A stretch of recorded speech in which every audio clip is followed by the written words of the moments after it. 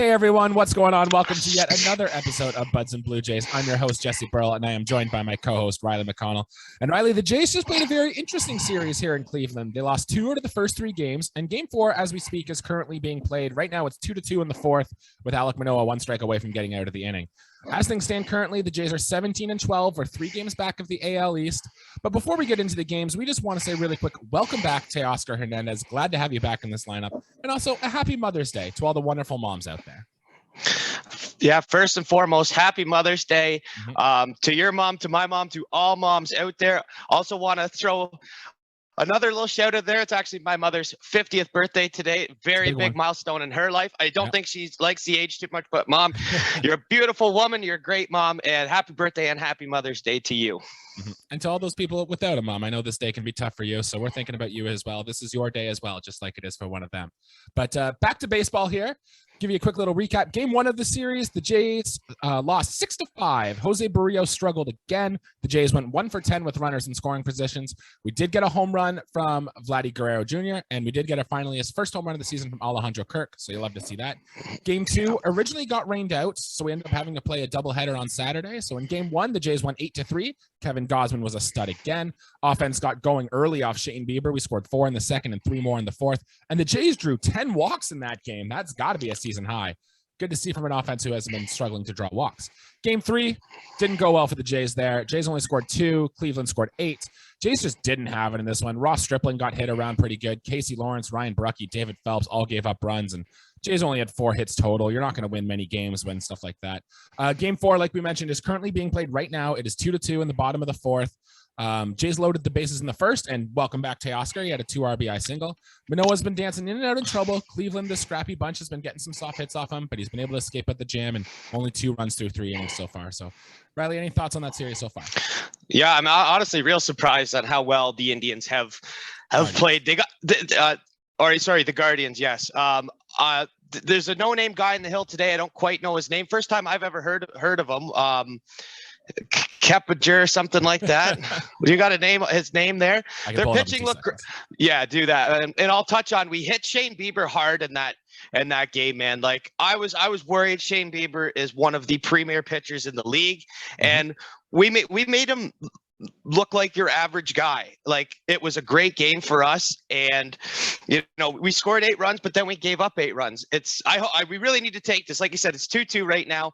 Manoah's walking in and out of trouble. Teoscar's back. He's got our 2 RBIs. So I mean, it's a big game here. Like we're in a tight division right now. What's the name? Pilkington's the guy's name. Plankington. Yeah. He has struck out 6 Blue Jays so far, so he's not looking too terrible in this first game here. No. And I've noticed the Jays, they've really hit well against the upper echelon pitchers. Like we've hit Garrett Cole well this year. We've hit Shane Bieber well. It's these guys like Aaron Savali that are coming in here, and Pilkington that are coming in and stifling this offense a little bit. So I'd love to see that turn around as we go. But Riley, let's just get right into our thumbs up, thumbs down here. A lot of crazy stuff happened in this 4-game series. So Riley, I'll throw it to you first. Who gets your first thumbs up for the Blue Jays this series? Well, it would have to be the starter in that first game of the doubleheader. It was our ace, Kevin Gosmen, man. Yep. He looked excellent on the mound.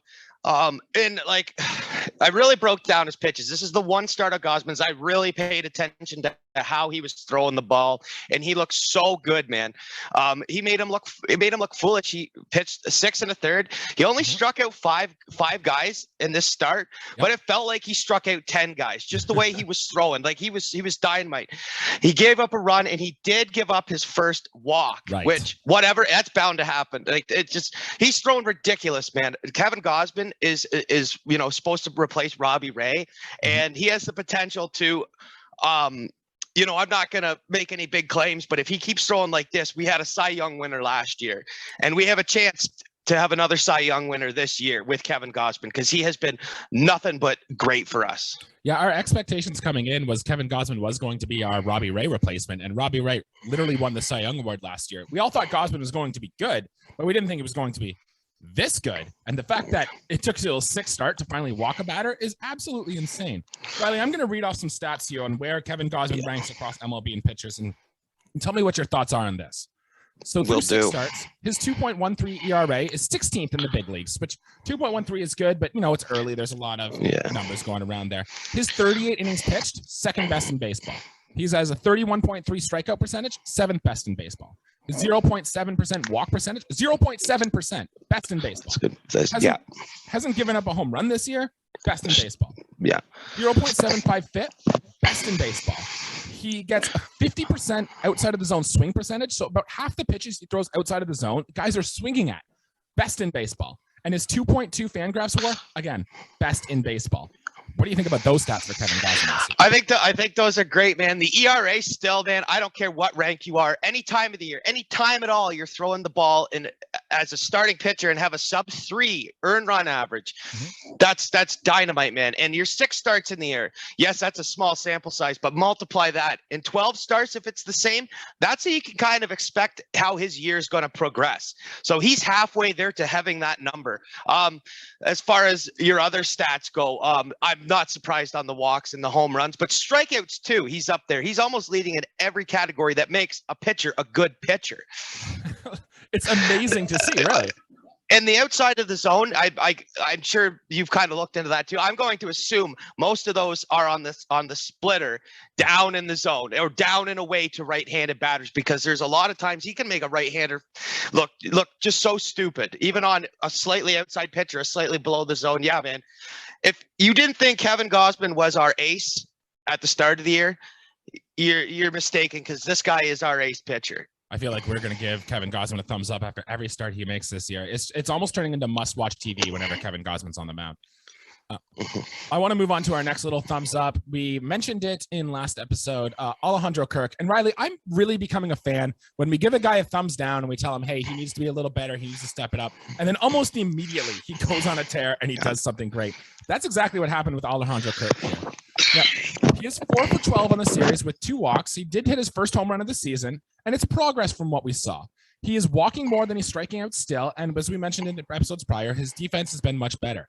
Alejandro Kirk quietly has a 101 OPS plus on the season, which ranks 11th for major league catchers. So if he can keep this up with this level of production in the bat, it's going to go a long way to make this Jays offense click. And I think this slow start, we can kind of move that and put it on behind us now. Alejandro Kirk is a really good catcher, and he should be one of the better ones in baseball. Absolutely, man. I predict that it'll be a short time before he really is one of the best hitting catchers in baseball. He's a throwback kind of guy. I'd like his defense to be a little bit better, but you know what? Like I said last week, even when Jansen comes back, this guy will get at bats. He will get time behind the plate. To which ratio, I do not know, but you need his bat in the lineup. He's so good. The power numbers, you know, he's starting to get there. He obviously hit his first home run. Yep. Yeah, and he's a Blue Jay who's drawn walks, which is big. We need the base runners on. Cashing them in is a different thing, but we're getting those base runners on. It's only going to be, a matter of series, a matter of 12 games down the road when our team's starting to really roll. It could happen in our next series. But yeah, need Kirk in the lineup. Good to see the power there.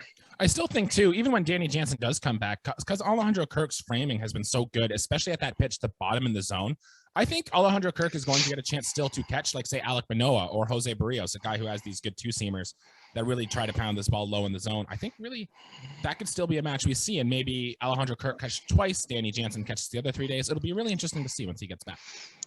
Having too much of a good thing, they say it could be a problem, but when you have 2 good catchers in tandem, it's not a bad thing for baseball, man. Absolutely. I'm going to get through these next thumbs up really quick here. I just want to give a nice shout out to the Sportsnet broadcast crew.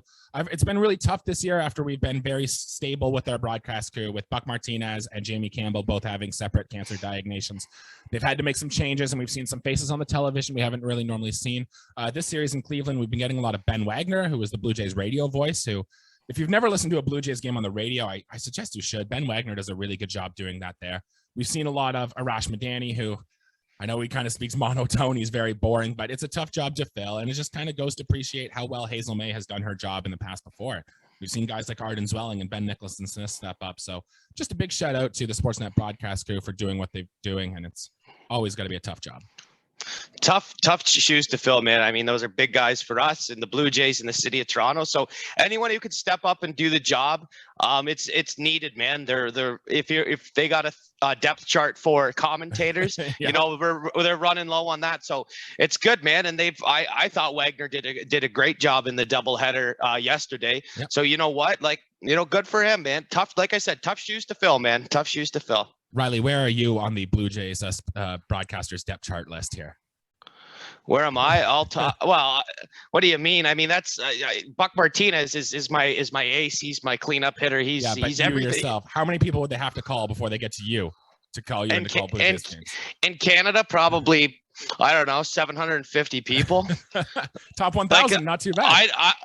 Yeah, well, I'm pretty high on myself as far as being able to call a game. I would put myself. I can't even say in the top 1,000. That sounds pretty biased. I think I would do okay though. I definitely know Buck Martinez though. That's for sure. He's hard to replace. Just one quick thumbs up. We're just happy to see Teoscar Hernandez back. Clutch single in the first game today. He's at bat right now against Eli Morgan. If something big happens there, we'll let you know. But so glad to see Teo back. We're going to need him. Riley, let's move into our thumbs down here. And did you want to take the first one here? Yeah, I guess so, because I'm hoping that you said, Jesse, when we give a guy a thumbs down, then he kind of gets a kick in the butt and starts moving. So last week it was Kirk. This week I'm going to give it to Lourdes Gurriel Jr. As it stands right now, this is game without today's game stats. 0 for 9 over 3 games and 2 walks. Last 12. Yeah. Now he's 0 for his last 12. Yeah. So with, I think, two walks, it might be 3, but still not good numbers as far as sample size like that. Hitting in the meat of our lineup. He's playing first base today. And I like my first baseman to hit, even though Vladdy's our first baseman. Right. Lourdes is playing first base today. I'd like a first baseman who can hit. So Lourdes, you're a guy on this team. You're always going to hit in the meat of the order. It would be really nice to get those powers, man. I seen you hit doubles, man. I seen you hit it out of the park. Even some nice line drive singles would be nice. Something. Just, once he's going to be a streaky player. Jesse, you called this early on in the season. Yep. This is just a cold streak. This is just a cold streak. For what it's worth, too, we've seen Lourdes Gurriel go on these streaks before. Like, he's never really hit well in April. He's always been a guy who heats up as the season goes on. So I'm confident he'll get there. But the problem with your streaky hitters, it depends on how long these streaks last. If your cold streak lasts 4 months and your hot streak is only 6 weeks, then you're not a good player. But if your hot streak lasts 2.5 months and the rest of the time is cold, you're a really good player. So it's tough to judge. We're just kind of put some positive juju out there for Lourdes Gurriel Jr. See if this can wake him up, get a little spark here, maybe a battle into New York. But I'm confident once the weather heats up that Lourdes Gurriel's bat will also heat up. It's just, let's hope it happens sooner rather than later. I'm totally in agreement with you. It's like they say, it's only a matter of time. Yeah. I got to give a thumbs down to Jose Barrios here, man. Like, are we starting to get worried about this guy yet? 6 games into the season, he has flat out not been good. Has an ERA over 5, which is the worst since his rookie season. He has a career low ground ball rate by far at only 34.4%. Strikeout rate's the lowest of his career. And the hitters are hitting a career line drive rate off Jose Barrios too. I know an offense around the league in Major League Baseball is only going to get better as the summer months go on. So if this guy isn't getting ground balls, if this guy isn't getting strikeouts, and unless you're a super soft contact guy like Marco Estrada was for this team for years, and Jose Barrios isn't that guy, you are just not going to have success. We have this guy in Toronto for 7 more years. And I don't know, man, like, I don't know how to explain it. Like, do you think he's hurt maybe still or something is holding him back? That means he can't get this. I don't know what's going on, man. What do you think is going to happen here with Jose? So as far as a guy who knows the game of baseball, or would like to think at least I know the game of baseball. I like to ride on guys who I think are supposed to be our aces. So that would be Barrios. You sign a guy that long, his pedigree, his potential, he's our ace. We invested a lot into this guy, and I'm a guy who will try and make things work, Jesse. So you know what? Over 4 2/3. One of the stats that jumped out at me last start in that game, it was 0 strikeouts, man. That's hard. That's hard to watch. Tough. Yeah. That's tough, man. And you said the other. Yeah. Hits and the runs, like, giving up hard contact and walking guys and striking out guys. Those are three thumbs down that can get you lit as a pitcher, man. I still want to be patient on Barrios Barrios. My bad. I really want to be patient on him, man. I really want to be patient on him. It's like I say for hitters, it's only a matter of time before they start to get the spark. But I'm kind of inclined to believe that this might be a bad year for Jose. It really might be, man. The track record is the big thing that people keep pointing back to, how he's been so consistent for so long in his career. He's still only 28 years old, but I really do think, man, we've got to start seeing some signs of life from Jose here. And I don't know, his next start is against the Yankees in a series that the Jays are losing games, and so we're slowly falling back in behind the schedule. I know it's only May. I know it's still so early, but you really want to win these games against the division rivals. And if Jose Barrios isn't doing what he should be doing, I don't know. It could be tough. And I think if you were to rank the Blue Jays starters right now, Jose is probably your third best starter, maybe your fourth best starter right now. He's definitely behind Gosmen and Manoah for sure. Yeah. So he's not the number one guy we thought he was going to be. No, but again, Barrios is young. I still think you give him, you give him the year. Obviously, like you're not gonna send this guy down. No, he's on our staff, whether you like it or not, man. It's obviously a huge hiccup to start the year, and it might be, a poor year for him. But I'm still, even a year, I still am behind this guy, man. I support him, and I want him to be our ace, man. We signed him for a long time, man. 6 or 7 years, so he's gonna be here. 7 years, he's gonna be here, man. Yeah, well, let's hope he can see some good things. He's going to be a guy we're going to be interested to watch going forward. Another guy that I'm not interested to watch going forward, let me tell you, is Bradley Zimmer. Look, this guy has been hardly playable in his time with the Blue Jays. He knew when we made the trade with Cleveland to get him that he probably wouldn't offer much as his bat, but it's been tough to watch. 16 strikeouts and 27 at-bats for an OPS of 251. Oof. And aside from that Crawford boxes home run he had in Houston and the few bunt singles that he's had to get on base, I feel like he's been an automatic out every time he's been at the plate. Like, you can see him being a pinch runner or a late game defensive replacement, but I don't want to see Bradley Zimmer getting any more at-bats on this team, and put someone else in there. Bradley Zimmer ain't it. Yeah, I'll be short and sweet when I say this. I'm in agreement with you. Baseball's a more complete game. It's not like the 80s and the early 90s. Terrence Gore was the last type of player, I think, that will play like that. That's a specialist that'll be a defensive replacement and, pinch run. And there's not a lot of room for him on the team, man. I don't like to knock a player, but, there's a certain fit for guys. I think he's more built for the National League in the 1990s than he is for this 2022 Toronto Blue Jays club. I mean, let's be real. He's the type of guy you would throw on your last spot on like a playoff roster when every single game is a must win and you need that stolen base or you need that defense in the outfield. But that's really the spot I see Bradley Zimmer now. I don't know. He's going to make some improvements if he's going to make it as a big leaguer going on here. Riley, we're going to go over some minor news and notes here about the Blue Jays. As we mentioned here, Teoscar Hernandez is back in the lineup.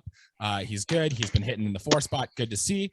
Casey Lawrence, who's made some appearances for the Blue Jays this spring, has been sent down to AAA. Hyunjin Ryu made a rehab start in AAA Buffalo yesterday. He went 4 innings, gave up 5 runs, but only 2 of them were earned. Didn't walk a batter, had 6 strikeouts on 74 pitches. So you got to think his time is back here soon. Do you think he replaces Ross Stripling in this rotation, or what did they do with Hyunjin Ryu? I think so. I think after last start, that's something that should definitely be an option. I think that's your number one option, actually, because Ryu's another guy. I love to give it to the veteran arms and nothing about Stripling, but he's really a spot starter for us. He's a long relief guy on this team. I think you just try and bring the depth chart back to as normal as possible, and that's putting Hyunjin Ryu in the lineup. Yeah, Ross Stripling did his job, right? He came in, he made 4 or 5 starts, pitched all right. That's what you want from him. So not upset to see that there. No, you hope Ryu recovered from his injury, and you hope he comes in and gives you that arm, kind of picking up the slack for Barrios and honestly for Stripling in his last appearance. Yeah, but he needs to be better too. So we'll watch for that going forward. Yes, he does. Our friend Gosuke Katoh was claimed off waivers by off the Blue Jays. He's now with the New York Mets. So long to our friend Gosuke Katoh. Kevin Biggio is with the Bisons, but hasn't gotten to a game yet, so he seems to be on his way back sometime here soon. And Ryan Barucki is up with the team, which means we had to send Julian Merriweather back to AAA. So any thoughts on those moves there? Not much. You're subbing in. I mean, good for Katoh. If he plays with the Mets, I have a feeling that they're favorites for the NL East division right now. Yep. If he gets some time with a National League team, it's not like he's not playing for the Yankees or the Red Sox. He's playing in the other league. So I'm happy for Gosuke Katoh because he was a fun guy. It's a fun baseball guy, and I mean the Mets are a good team. Let's be honest. Good for him. I like having Barucki up here though. I like him as a lefty. I think he'll work long out of the pen like Stripling at this point in the year. And Merriweather for Mesa, I think you said. Merriweather went down when Baraki came up. Oh yeah. Sorry. So yeah, no, not Mesa. I was there, Brocky. But you send down Merriweather. I don't think it's the end of the world there. Yeah, I got to think Trent Thornton is probably on his way down too in the near future here as well.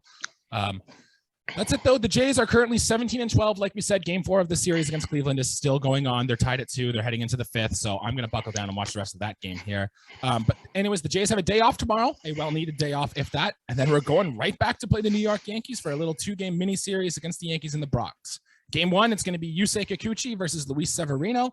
And game 2 is going to be afternoon start. It's going to be Jose Barrios and his 5.34 ERA taking on Jameson Taillon. Riley, what are you looking forward to seeing in these 2-game series? I'm looking forward to seeing Barrios bounce back, and every time, man, looking forward to Barrios bouncing back in this game because he's going to need it against the Yankees, man. Yeah. He's absolutely going to need a good quality start, man. We need to see it. It's a 2-game set. I would love to walk away with 2, but we can't lose both these games. We can. It's a cannot lose to the Yankees, who are a hot team. We need that. For what it's worth, the Jays have played well in Yankee Stadium over the last few years here, and this makes this final game in Cleveland very important. We need to win this game to salvage a split because going into Yankees with looks like the Yankees have the advantage in the pitching matchup in the first 2 games, and their bullpen has been so good to start the year here that either the Jays offense is going to really, really, really need to get going, or we're going to need stud performances from Kikuchi and Barrios. So I'm nervous. I'm saying we're going to get a split, but I don't know. I've kind of got an uneasy feeling about these 2 games in New York. Yeah, as do I, Jesse. We need good pitching, man. Like you said, I wouldn't be surprised if both of them got hit hard. I hope they both don't get hit hard, but we as a Blue Jays team need to have one of those 7-8 run games against the Yankees. Let's staple them in one of those games, man. That would be just lovely. Looking forward to that. That'll do it for our episode here today. Thanks for tuning in. Be sure to like and subscribe, as we just hit a very nice 69 subscribers on the season. So for just 2 kids who just love baseball, I don't think that's too bad. And we're just going to keep going up from here. We're going to be doing this all season long, so make sure to stick around with us. Follow on Twitter at BudsJays to interact and get in touch with us. You want to say something goofy, we're all on board with that. We're just goofy kids doing this here too. Riley, anything else to add before we get out of here today? Jose Barrios. You nailed it, bud. How'd it be? Gotcha. Happy Mother's Day, everyone. Let's go Blue Jays. Happy birthday, Mom.